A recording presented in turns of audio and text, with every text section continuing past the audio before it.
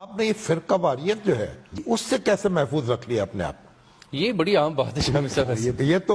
یہ تو ہمارے ہاں تو یہی ایک کسی فرقے کے ساتھ خاص ہو جاتے ہیں. بدقسمتی ہے کہ لوگ فرقے کو دین کا درجہ دیتے ہیں اور اسی پہ کٹ مرنے کو جہاد بناتے ہیں. اسلام اور امت مسلمہ پیچھے رہ جاتی.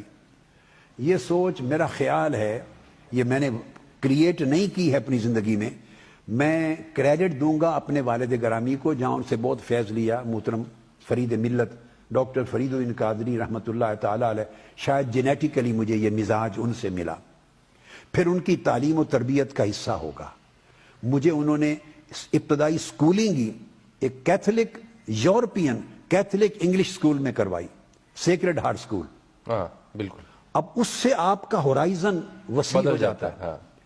پھر اس کے بعد میں نے جو تعلیم لی اور انہوں نے مجھے دی، میں نے پاک و ہند کے علماء اساتذہ سے بھی تعلیم لی.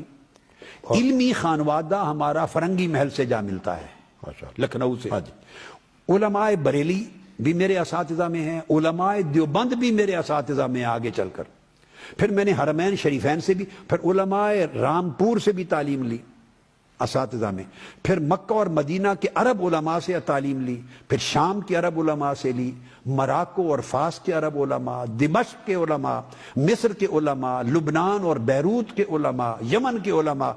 میرا یہ خیال ہے کہ میں نے دین کو ہندوستان کی پروڈکٹ کے طور پہ نہیں دیکھا، اور میرے والد صاحب نے یہ نصیحت کی کہ اسلام انڈیا کا پروڈکٹ نہیں اور نہ یو پی سی پی کا پروڈکٹ. بڑی دلچسپ اصطلاح ہے یہ کہ اسلام یو پی کا پروڈکٹ نہیں ہے اور انڈین سب کانٹیننٹ کے خاص علاقے کا یا کسی شہر اور گاؤں کا پروڈکٹ. جنہوں نے اسلام کو بریلی اور دیوبند کے دو شہروں کا پروڈکٹ بنا لیا ہے، اس سے فتنہ پیدا ہوا انتہا پسندی اور نظریاتی طور پر.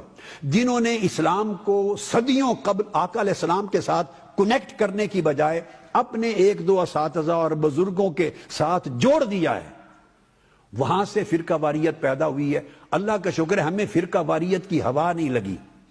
یعنی جب آپ عرب اور عجم میں پڑھتے ہیں، پھر اس کے بعد میں نے ٹریول کیا ویسٹرن ورلڈ میں. دلچسپ موضوع ہے، اس سے آگے مجھے بڑھانا ہوگا. بلکہ ڈاکٹر صاحب چند روز پہلے جب سپریم کورٹ میں گئے تو وہاں بھی معزز جج صاحب کو کہنا پڑا کہ آپ اتنی مسحور کن گفتگو کرتے ہیں کہ آپ کو سننے کو دل چاہتا ہے لیکن وقت کی کمی ہے.